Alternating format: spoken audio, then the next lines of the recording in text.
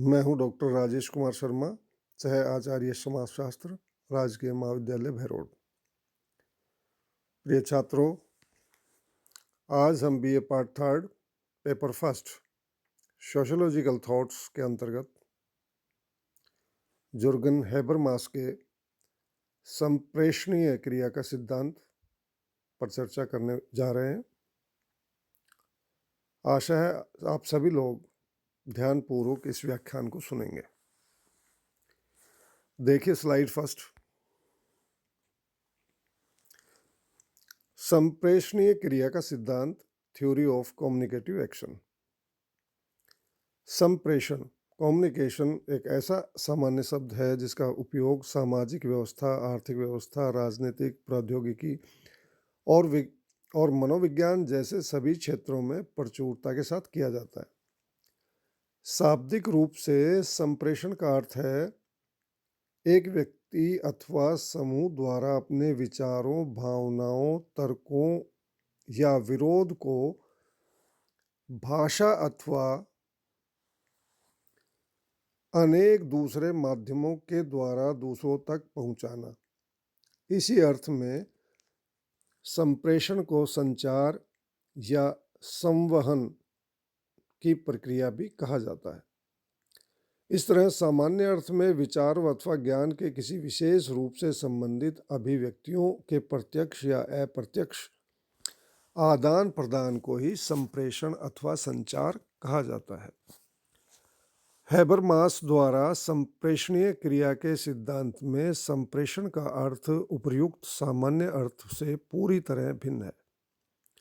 उन्होंने संप्रेषण शब्द का उपयोग विवेक, तर्कों तथा बोध अंडरस्टैंडिंग की उस प्रक्रिया के लिए किया जिसके माध्यम से संप्रेषणीय क्रिया की संरचना का निर्माण होता है। इस संदर्भ में संप्रेषण का अर्थ कुछ कठिन हो जाता है, लेकिन हैबरमास ने जिस व्यवस्थित क्रम में संप्रेषणीय क्रिया सिद्धांत को प्रस्तुत किया उससे समकालीन समाजशास्त्रीय चिंतन में उनकी अनुपमता स्पष्ट हो जाती है। आरंभ में ही यह ध्यान रखना आवश्यक है कि हैबरमास द्वारा लिखित पुस्तक नॉलेज एंड ह्यूमन इंटरेस्ट का अंग्रेजी अनुवाद सन 1971 में प्रकाशित हुआ, तो इससे संबंधित समालोचनाओं के कारण हैबरमास ने यह मानना शुरू कर दिया कि सामाजिक ज्ञान का विश्लेषण ऐतिहासिक तथा परिस्थिति विशेष के आधार पर करने की अपेक्षा संप्रेषणीय क्रिया के सिद्धांत के रूप में करना ज़्यादा व्यवहारिक हो सकता है।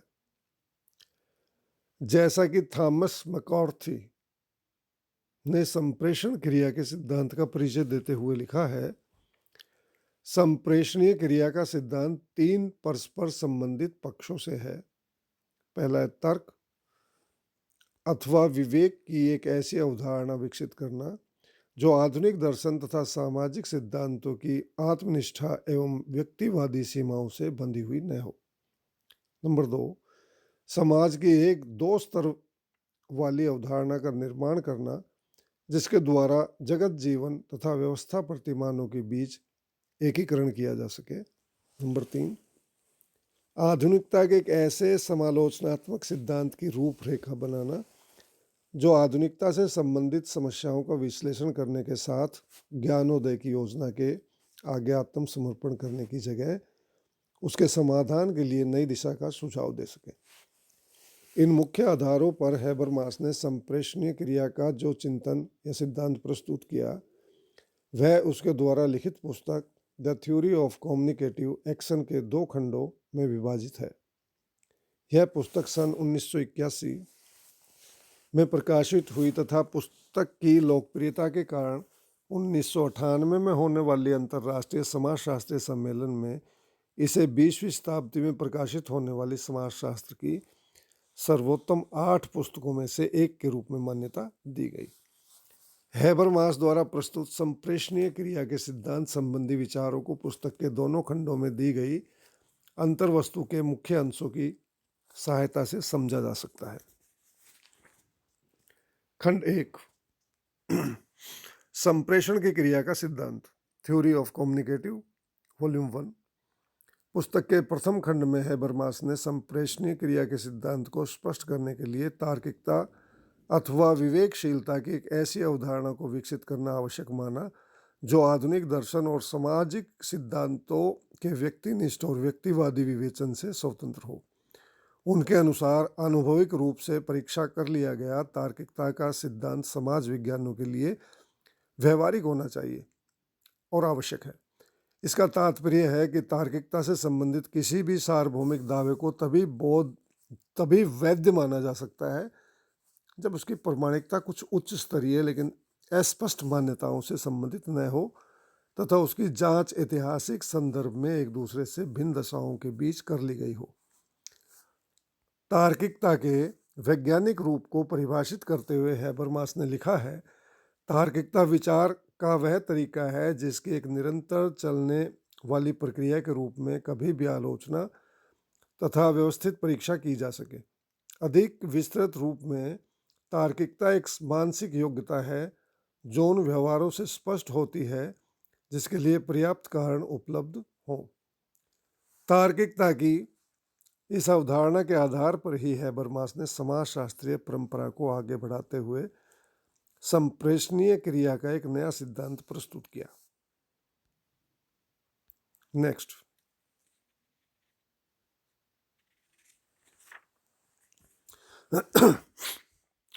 संप्रेषणीय क्रिया के सिद्धांत के द्वारा हैबरमास ने मैक्स वेबर द्वारा प्रस्तुत तार्किकता की व्याख्या का पुनः अध्ययन करने की आवश्यकता पर बल दिया तथा स्पष्ट किया कि मानवीय क्रिया पर वेबर का दृष्टिकोण बहुत सीमित प्रकृति का है।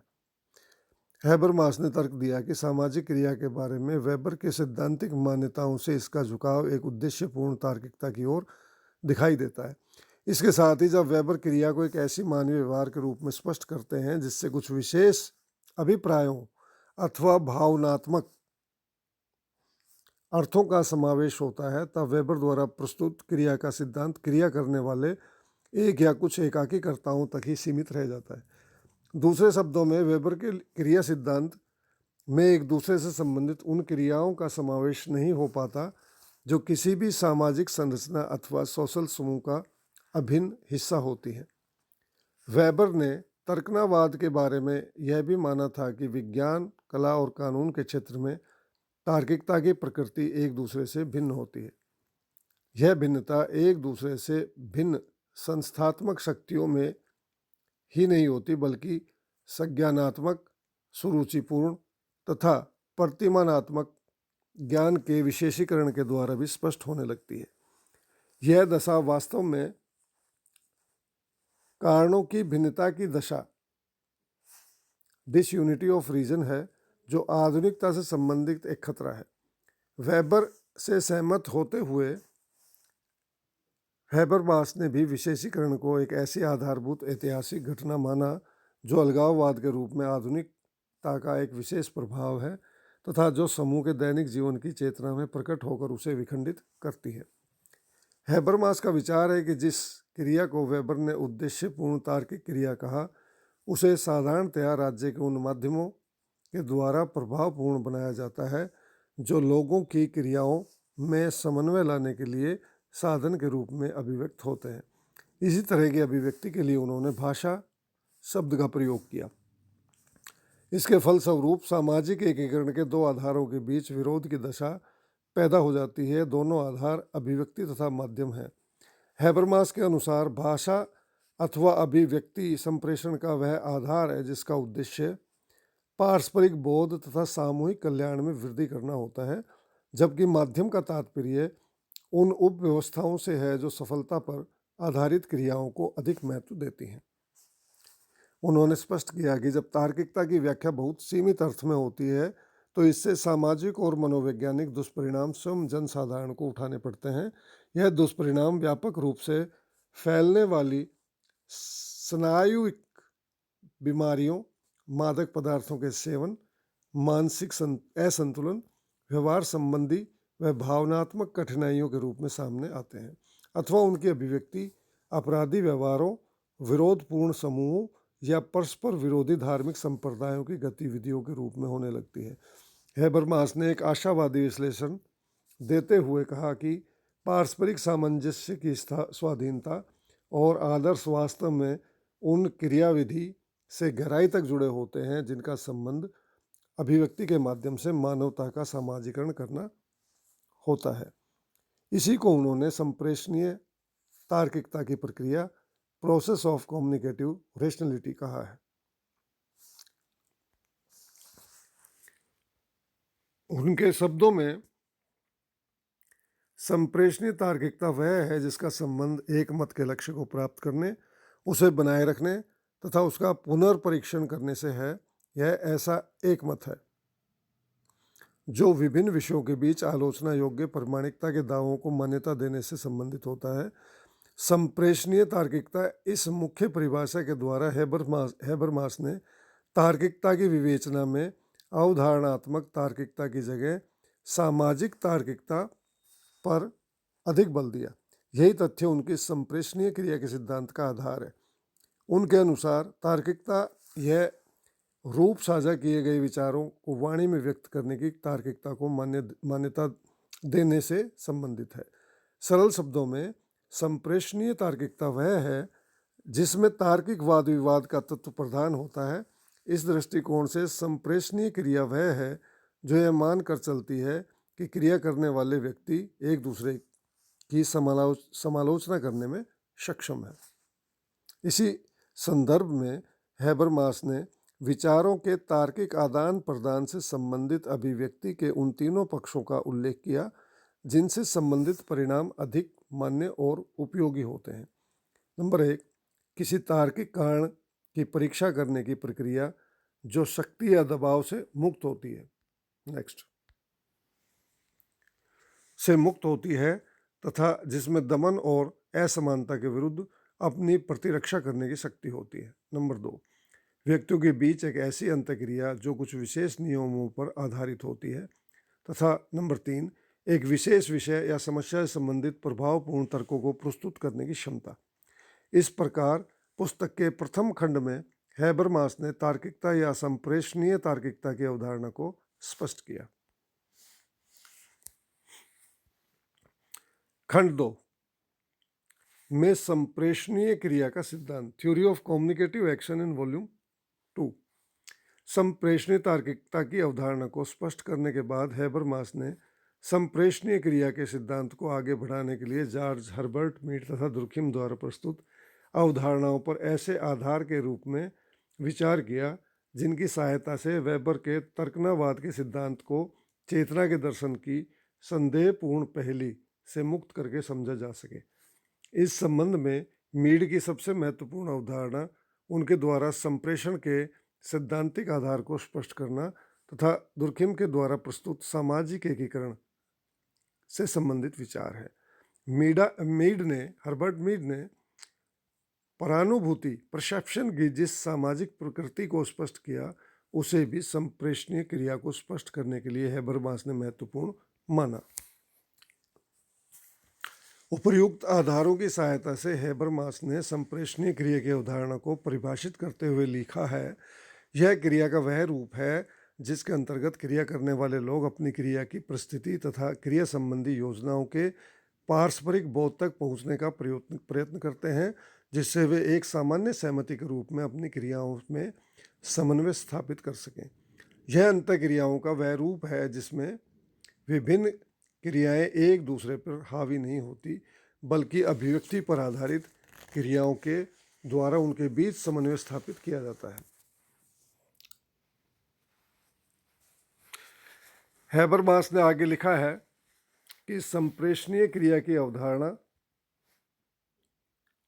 इस मान्यता पर आधारित है कि भाषा अथवा अभिव्यक्ति एक ऐसा माध्यम है जिसके द्वारा एक सामान्य बोध तक पहुंचा जा सकता है। यह वह दशा है जिसमें क्रिया में सहभाग करने वाले व्यक्ति अपने आप को किसी विशेष समूह या समुदाय से जोड़कर पारस्परिकता के आधार पर कुछ ऐसे वैध विषय उठाते हैं जिस पर स्वीकृति और विवाद दोनों तरह की संभावना हो सकती है।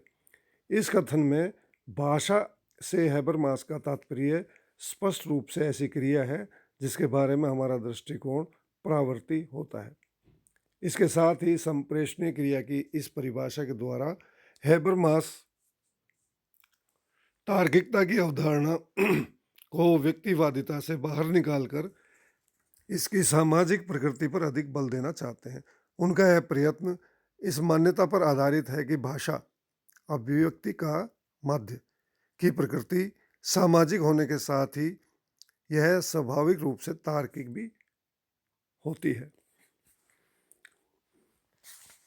वास्तव में संप्रेषणीय क्रिया पारस्परिक बोध की प्रक्रिया के द्वारा व्यक्तियों में सांस्कृतिक ज्ञान का संप्रेषण करने तथा उनका नवीनीकरण करने का काम करती है। इस प्रकार इसका कार्य सामाजिक एकीकरण तथा एकता के लिए मानवीय क्रियाओं के बीच समन्वय स्थापित करना है। अंतिम रूप से संप्रेषणीय क्रिया वह प्रक्रिया है जिसके द्वारा लोग अपनी पहचान विकसित करते हैं। हैबरमास ने स्पष्ट किया कि सामाजिक रूप से किसी समाज का एकीकरण उसके सदस्यों की क्रियाओं तथा आर्थिक अथवा अनेक स्तरों में विभाजित व्यवस्था दोनों के ही द्वारा किया जाता है। यह दूसरी बात है कि आर्थिक व्यवस्थाएं लोगों की स्वायत्त या स्वतंत्र क्रियाओं पर अपना प्रभाव स्थापित करके उनका दमन करने लगती हैं। यह दशा आधुनिक समाज से संबंधित एक दोहरी अवधारणा को विकसित करती है। एक अवधारणा वह है जो जगत जीवन अर्थात सामाजिक सांस्कृतिक उपव्यवस्थाओं के बारे में आंतरिक और आत्मनिष्ठा दृष्टिकोण से संबंधित है तथा दूसरी वह जो व्यवस्था के बाह्य दृष्टिकोण पर आधारित है। वेबर ने सामाजिक व्यवस्था जगत जीवन के संरचनात्मक और संस्थात्मक विभेदीकरण की जो बात कही है उससे नेक्स्ट यह जटिलता पैदा हो जाती है कि क्रिया की संप्रेषणशीलता को व्यवस्थित तार्किक के द्वारा किस तरह स्पष्ट किया जाए। इस दशा में क्रिया का समन्वय अभिव्यक्ति की स्वतंत्रता की जगह दबावकारी माध्यमों जैसे धन एवं शक्ति के द्वारा किए जाने लगता है। यह वे माध्यम है जो एक मत पर आधारित संप्रेषण को छोड़कर पुरस्कार तथा दंड के सांकेतिक सामान्यकरणों को अधिक महत्व देने लगते हैं। इस प्रक्रिया के बाद क्रिया के समन्वय के लिए एक विशेष जीवन व्यवस्था की आवश्यकता ही नहीं रह जाती। फलस्वरूप व्यक्तियों तथा व्यवस्था से जुड़े कर्ताओं में एक के बाद दूसरे होने वाले नकारात्मक सामाजिक परिणामों के कारण उत्तरदायित्व की भावना कमजोर पड़ने लगती है। इस तरह व्यवस्था संबंधित संप्रेषण का उद्देश्य इस कारण समाप्त होने लगता है कि वह केंद्रीय जीवन की प्रक्रियाओं के लिए असंगत होने लगता है। इस दशा में लोगों की सामाजिक चर्चाओं में कोई रुचि नहीं रह जाती और इस तरह समाज में सामाजिक समस्याओं की कीमत पर भी जटिल तरह के विभेदीकरण को उभरने का अवसर मिल जाता है। हैबरमास के शब्दों में अंत में एक व्यवस्थित कार्य प्रणाली द्वारा सामाजिक एकीकरण के विभिन्न रूपों को उन क्षेत्रों में भी दबा दिया जाता है जहाँ एक मत पर आधारित क्रिया के समन्वय को अपनी जगह से हटाना संभव नहीं होता। इन क्षेत्रों में सामाजिक जीवन से संबंधित व्यवस्थाओं में की जाने वाली मध्यस्थता से व्यवस्था उनके अधीन बनने लगती है। इस दशा को हैबरमास ने सामाजिक सांस्कृतिक व्यवस्था के उपनिवेशीकरण शब्द से संबोधित किया। हैबरमास का विचार है कि हॉरखीमर तथा एडोर्नो जैसे विद्वानों ने भी वेबर की तरह ही व्यवस्था संबंधी तार्किकता की क्रिया संबंधी तार्किकता से मिलाकर भ्रम पैदा कर दिया। इससे विभेदीकृत व्यवस्था में अपनी पैठ बनाने वाले विभिन्न माध्यमों के प्रभावों को क्रिया के तर्कनावाद से पृथक करना संभव नहीं रह जाता। इस दशा में व्यक्ति अतार्किक क्रियाओं जैसे कला, प्रेम या नेताओं की चमत्कार भरी क्रियाओं आदि के क्षेत्र में ही संप्रेषण क्रियाओं को उनके स्वाभाविक रूप में देखने की कोशिश करने लगते हैं। हैबरमास के अनुसार समाज में जब निम्नांकित 4 दशाएं पैदा होती हैं तो सामाजिक उपव्यवस्थाएं अथवा जनजीवन अनेक प्रभावपूर्ण माध्यमों के अधीन होने लगता है। नंबर 1, जब जीवन का परंपरागत रूप नष्ट होने लगता है। नंबर 2, जब सामाजिक भूमिकाएं काफ़ी सीमा तक विभेदीकृत होने लगती हैं। नंबर 3, जब समाज से विलग लोगों को विश्राम तथा धन के रूप में पर्याप्त सुविधाएं दी जाने लगती है अर्थात सामाजिक सुरक्षा में आवश्यकता से अधिक वृद्धि की जाने लगती है। नंबर 4, जब कल्याण तथा संस्कृति से संबंधित राज्य के विभिन्न माध्यमों के द्वारा लोगों की आशाओं और इच्छाओं का व्यक्तीकरण होने लगता है। यह सभी दशाएं न्याय और विधि शास्त्र की वैश्विक व्यवस्था के विकास के कारण आज संस्थागत होती जा रही हैं। इस कथन के द्वारा हैबरमास का उद्देश्य यह स्पष्ट करना है कि वैधता की न्यायिक अवधारणा की भी कुछ सीमाएं होना जरूरी है, क्योंकि इसके अभाव में विभिन्न समूहों तथा एक स्वायत्त व्यवस्था की इच्छा शक्ति उन्हें अराजकता की ओर ले जा सकती है। वास्तविकता यह है कि कुछ विशेष प्रकार के तर्क विवेकपूर्ण परिणाम प्राप्त करने का महत्वपूर्ण आधार है। वाद विवाद पर आधारित वैधता के दावे ही एक स्थापित विषय का रूप लेते हैं तथा इसी दशा में ऐसे प्रयत्न किए जाने लगते हैं जिससे महत्वपूर्ण विषयों की व्यवस्थित रूप से समालोचना की जा सके।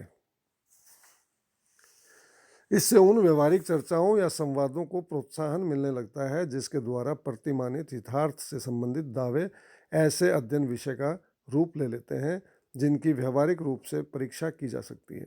जीवन से संबंधित विभिन्न प्रतिमान इसी श्रेणी में आते हैं। संप्रेषणीय क्रिया सिद्धांत में तर्क पर आधारित कथनों के महत्व को स्वीकार करते हुए हैबरमास ने 3 परस्पर संबंधित दशाओं को प्रस्तुत किया जिनके द्वारा तर्कों पर आधारित कथनों से वैध परिणाम प्राप्त किए जा सकते हैं। यह दशाएं हैं आदर्श वार्ता परिस्थिति की संरचना अर्थात नेक्स्ट ऐसी दशा जिसमें व्यक्तियों के पारस्परिक विचार विमर्श, दबाव और असमानता से मुक्त हों। नंबर 2 अच्छे तर्क प्रस्तुत करने के लिए विधिवत ढंग से की जाने वाली प्रतिस्पर्धा की संरचना। नंबर 3 ऐसी संरचनाएं जो व्यक्तिगत तर्कों की प्रकृति तथा उनके पारस्परिक संबंधों का निर्धारण करती है। हैबरमास के अनुसार यदि हम विवेक पर आधारित तर्कों के इस सिद्धांत को मान लेते हैं तब संप्रेषणीय तार्किकता का अर्थ उन प्रक्रियाओं से होगा जिनके द्वारा एक दूसरे से भिन्न प्रकृति के वैध दावों के बारे में एक संतोषप्रद समाधान ढूंढा जा सकता है। इसके साथ ही संप्रेषणीय तार्किकता व्यक्तियों के एक विशेष व्यवस्था के साथ स्थापित होने वाले उन संबंधों को भी स्पष्ट करेगी जिनके संदर्भ में विभिन्न दावों के रूप में लोगों द्वारा कुछ विशेष विचार व्यक्त किए जाते हैं। संप्रेषणीय क्रिया की प्रकृति को स्पष्ट करने के लिए हैबरमास ने 3 अन्य प्रकार के संवादों का भी उल्लेख किया जिनके द्वारा वैध परिणाम प्राप्त किए जा सकते हैं। यद्यपि ऐसे संवादों को उन्होंने गौण प्रकृति के संवाद कहा है। नंबर 1 सुरुचिपूर्ण संवाद एस्थेटिक डिस्कोर्स। हम इस श्रेणी के संवाद उन मध्यस्थ लोगों द्वारा दिए गए तर्कों से संबंधित होते हैं जिनका उद्देश्य किसी विशेष कार्य या भूमिका के महत्व को स्पष्ट करना होता है। हैबरमास के अनुसार आलोचकों तथा प्रयोजकों द्वारा की जाने वाली मध्यस्थता लोगों को सुरुचिपूर्ण अनुभवों से परिचित कराने के लिए महत्वपूर्ण होती है। ऐसी मध्यस्थता में अक्सर आर्थिक स्वार्थों के कारण बाधा पहुंचती है। इस कारण हैबरमास ने एक संदर्भ के रूप में सांस्कृतिक क्षेत्र को अधिक महत्व दिया। उन्होंने लिखा कि सामाजिक बोध ही प्रत्येक प्रक्रिया सांस्कृतिक पृष्ठभूमि से ही संबंधित होती है। जब हम किसी तथ्य की व्याख्या करते हैं तो किसी परिस्थिति से संबंधित दूसरे लोगों की व्याख्या का हम अपने विचारों में समावेश कर लेते हैं। इसका तात्पर्य यह है कि इस तरह की व्याख्याएं प्रत्येक मामले में स्पष्ट रूप से विभेदीकृत कार्यों को प्रोत्साहन देने लगे। वास्तव में अभिव्यक्ति संबंधी क्रियाओं के कुछ विशेष संदर्भ होते हैं जिनमें परिवर्तन भी होता रहता है। यदि हम संदर्भ को एक स्थायी पृष्ठभूमि या पूर्व निर्धारित बोध के रूप में देखते हैं तो फिर इसका संबंध संप्रेषणीय क्रिया के क्षेत्र में नहीं रह जाता है। स्पष्ट है कि सुरुचिपूर्ण संवाद का संबंध जिन संदर्भों में होता है उसमें परिवर्तन होता रहता है। उपचारात्मक संवाद यह वे संवाद है जिनका संबंध व्यवस्थित रूप से स्वयं की भ्रांतियों को स्पष्ट करने से है। स्वयं के बारे में इस तरह की भ्रांतियां अक्सर उन व्यक्तिगत अनुभवों से उत्पन्न होती है जो लोगों के व्यवहार की कठोरता या विभिन्न तथ्यों के मूल्य निर्धारण के बारे में पक्षपातपूर्ण विचार पैदा कर देते हैं। व्यवहार की ऐसी कठोरता के कारण वर्तमान की अपेक्षाओं के अनुरूप लोग लोचपूर्ण प्रतिक्रियाएं नहीं कर पाते। हैबरमास ने इस दशा का समन्वय मनोविश्लेषण से मानते हुए इससे संबंधित दशाओं को अपने संप्रेषणीय क्रिया के सिद्धांत में अधिक महत्व नहीं दिया। नंबर 3 व्याख्यात्मक संवाद एक्सप्लिकेटिव डिस्कोर्स। व्याख्यात्मक संवादों अथवा चर्चाओं का संबंध मुख्य रूप से भाषाई अभिव्यक्ति के माध्यम से किसी विशेष बोध तक पहुंचने से है। भाषा को हैबरमास ने यद्यपि एक ऐसी संप्रेषणीय क्रिया के रूप में परिभाषित किया है जिस पर हमारे विचार परावर्ती होते हैं, लेकिन इसके बाद भी उन्होंने मौखिक चर्चाओं द्वारा तर्कों को प्रस्तुत करने की दशा को प्राथमिकता दी है। उपर्युक्त विवेचना के आधार पर हैबरमास ने स्पष्ट किया कि संप्रेषणीय क्रिया में भाग लेने वाले व्यक्ति प्रतिमानित रूप से स्थापित किसी समाज की संरचना को नया रूप दे सकते हैं, लेकिन यह भी संभव है कि उनका एक मत एक समस्या से हटकर किसी दूसरी समस्या पर केंद्रित होने लगे। इसका तात्पर्य है कि संप्रेषणीय क्रिया के अंतर्गत लोगों की क्रियाओं से संबंधित अर्थ विषय के संदर्भ में अधिक प्रभावित होते हैं, यद्यपि इनके अंतर्गत तार्किक वैधता के तत्व की अवहेलना नहीं की जाती। यह सच है कि संप्रेषणीय क्रिया एक तार्किक और स्वस्थ सामाजिक व्यवस्था का आधार है, लेकिन विभिन्न हित समूह का उद्देश्य एक दूसरे से भिन्न माध्यमों के द्वारा संप्रेषणीय क्रिया के स्वाभाविक तंत्र को कमजोर करना होता है। इसके लिए हैबरमास ने जगत जीवन पर कुछ व्यवस्थाओं के प्रभाव को स्पष्ट किया। उदाहरण के लिए, बहुत से उद्यमों में सदस्यों की इच्छाओं और आवश्यकताओं के अनुसार कार्य नहीं किया जाता। इसी तरह नौकरशाही या अधिकारी तंत्र के द्वारा जनसाधारण के स्वाभाविक विचारों की प्रक्रिया तथा इच्छा शक्ति को कमजोर करने का प्रयत्न भी किया जाता रहता है। इसके साथ ही जनता की प्रतिबद्धता को इस तरह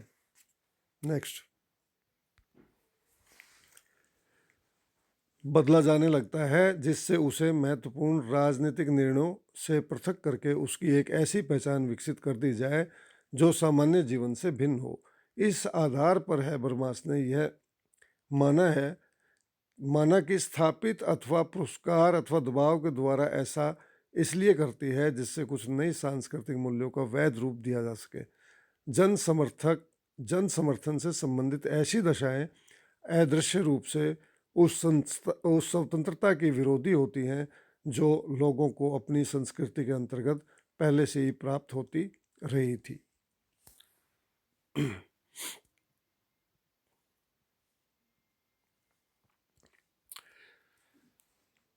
अब है संप्रेषणीय क्रिया सिद्धांत के सामाजिक आशय एवं इसकी समालोचना। Social implications of communicative action theory and it's critic.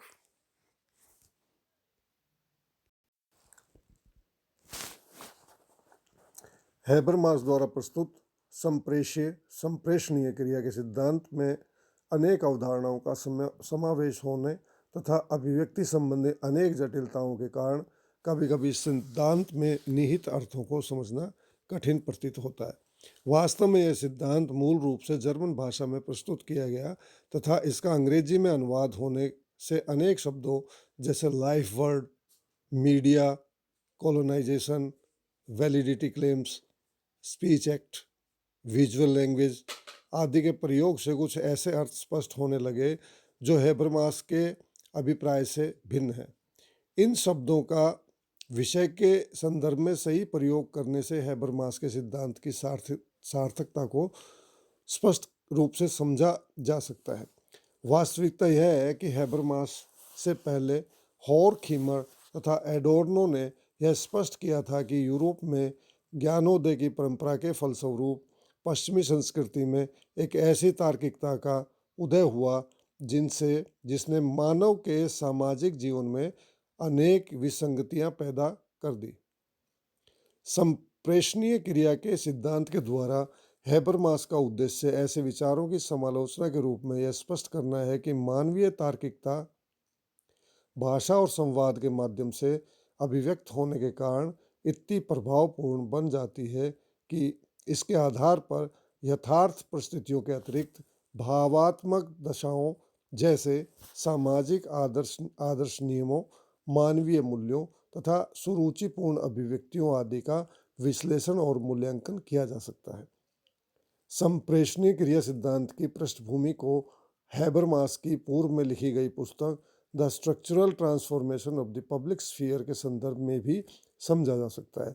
उन्होंने यूरोप के समाज का ऐतिहासिक अध्ययन करके यह पाया कि किस तरह वहाँ के राजनीतिक सामाजिक जीवन में संप्रेषण की प्रक्रिया को एक विशेष रूप दिया जाता रहा। हैबरमास ने मुख्य रूप से इंग्लैंड तथा फ्रांस में यह पाया कि पूंजीवादी व्यवसायियों द्वारा सूचना के आदान प्रदान तथा संप्रेषण के तरीकों का उपयोग अपने कुछ विशेष उद्देश्यों को पूरा करने के लिए किया गया। हैबरमास ने इस पुस्तक में स्पष्ट किया कि समाज के जिस पूंजीपति वर्ग ने वहाँ के सार्वजनिक जीवन में प्रवेश किया, उसमें विभिन्न माध्यमों से अपने हितों को ही अधिक महत्व दिया। इस दशा में हैबरमास ने लिखा है कि जो सार्वजनिक जीवन किसी एक विशेष वर्ग की श्रेष्ठता के सिद्धांत पर आधारित होता है, उसे सार्वजनिक जीवन नहीं कहा जा सकता। तब एक सही और वास्तविक सार्वजनिक जीवन कौन सा हो सकता है? इस प्रश्न का उत्तर हैबरमास ने संप्रेषणीय क्रिया से संबंधित दशाओं के आधार पर दिया। यही कारण है कि संप्रेषणीय क्रिया के सिद्धांत में हैबरमास ने जिस अवधारणाओं तथा दशाओं का उल्लेख किया है, उनका उद्देश्य सामाजिक व्यवस्था को तार्किक और वैध रूप देने के लिए एक ऐसी क्रिया व्यवस्था पर बल देना है जो लोगों के विचारों के स्वतंत्र आदान प्रदान, तार्किक चिंतन तथा वैध संप्रेषण पर आधारित हो। इसके बाद भी विभिन्न हित समूह द्वारा स्वयं अपने हितों अथवा राज्य के विभिन्न अभिकरणों के रूप में ऐसे मध्यस्थों की संभावना बनी रहती है जो जनसाधारण को सामाजिक, सांस्कृतिक तथा राजनीतिक जीवन में महत्वपूर्ण निर्णय देने से रोककर उन्हें अपनी स्वतंत्र पहचान बनाने से वंचित कर देते हैं। तार्किकता की अवधारणा से संबंधित दशाएं ही इसके निराकरण के तरीके हैं। यह सच है कि संप्रेषणीय क्रिया सिद्धांत के द्वारा हैबरमास ने समाजशास्त्रीय चिंतन में विशेष योगदान किया, लेकिन कुछ आधारों पर उनके सिद्धांतों की आलोचना भी की गई। आलोचकों का मत है कि हैबरमास द्वारा प्रस्तुत संप्रेषणीय तार्किकता की अवधारणा, जिस पर संप्रेषणीय क्रिया का सिद्धांत आधारित है, पूरी तरह भ्रामक है। इसके अंतर्गत किसी विषय से संबंधित तर्क करने वाले सहभागियों का एक दूसरे के समान होना किसी तरह संभव नहीं है, क्योंकि सार्वजनिक जीवन में सभी लोगों की पृष्ठभूमि, हित, उद्देश्य तथा साधन एक दूसरे से भिन्न होते हैं। नेक्स्ट, नंबर 2, किसी संवाद अथवा विभिन्न माध्यमों के द्वारा अपने विचार प्रस्तुत करने वाले लोगों की अधिकांश सामाजिक, सांस्कृतिक तथा राजनीतिक विशेषताएं यदि काफ़ी कुछ समान हों, तो भी इस बात की गारंटी नहीं हो सकती कि उनके द्वारा स्वतंत्र विचार विमर्श से ऐसे परिणाम सामने आ सके जो विद्यमान व्यवस्था से भिन्न हो। नंबर 3, एक आलोचना यह की जाती है कि हैबरमास ने अपने सिद्धांत में दबाव और सख्ती से स्वतंत्र संप्रेषण की दशा पर जोर दिया है, जो व्यवहारिक रूप से संभव नहीं है। इसके साथ ही उन्होंने ज्ञान को एक विशेष शक्ति के रूप में देखा, लेकिन अपने सिद्धांत में उन्होंने ज्ञान शब्द का उपयोग एक ऐसे आधार के रूप में किया है जिसके द्वारा विभिन्न मानवीय समूहों पर नियंत्रण रखा जा सके। नंबर 4, हैबरमास ने तार्किक बहस से बनने वाले जिस एक मत और उस पर आधारित वैध संरचना की कल्पना की है, वह समाज में कुछ अलग थलग या सीमांत लोगों के बारे में सही हो सकती है, लेकिन आत्मचेतन व्यक्तियों के बीच इस तरह की किसी वैध संरचना की आशा नहीं की जा सकती। इससे हैबरमास के सिद्धांत का आधार भी कमजोर हो जाता है। इन आलोचनाओं के बाद भी सामाजिक व्यवस्था के विभिन्न पक्षों को समझने में हैबरमास द्वारा प्रस्तुत संप्रेषणीय क्रिया के सिद्धांत को आज समाजशास्त्रीय सिद्धांतों के क्षेत्र में बहुत महत्वपूर्ण माना जाता है। प्रिय विद्यार्थियों, आज का ये जुर्गेन हैबरमास का संप्रेषणीय क्रिया का सिद्धांत एक महत्वपूर्ण सिद्धांत है और समाजशास्त्रीय जगत में जुर्गेन हैबरमास का नाम आज सितारों की तरह चमक रहा है और सामाजिक जीवन और सामाजिक व्यवस्था में इस नए सामाजिक विचारक का बड़ा ही महत्वपूर्ण योगदान है। जुर्गेन हैबरमास से जुड़ा हुआ जो मैटर आपने अभी सुना है वो आपके व्हाट्सएप पर भी उपलब्ध किया जा रहा है, आप इसका अध्ययन कीजिए। और आज जो ये ऑडियो वीडियो जारी किया जा रहा है उसको भी ध्यानपूर्वक आप सुने। आशा है आपको अच्छा लगा होगा। और अब ये व्याख्यान यहीं पर समाप्त होता है। धन्यवाद।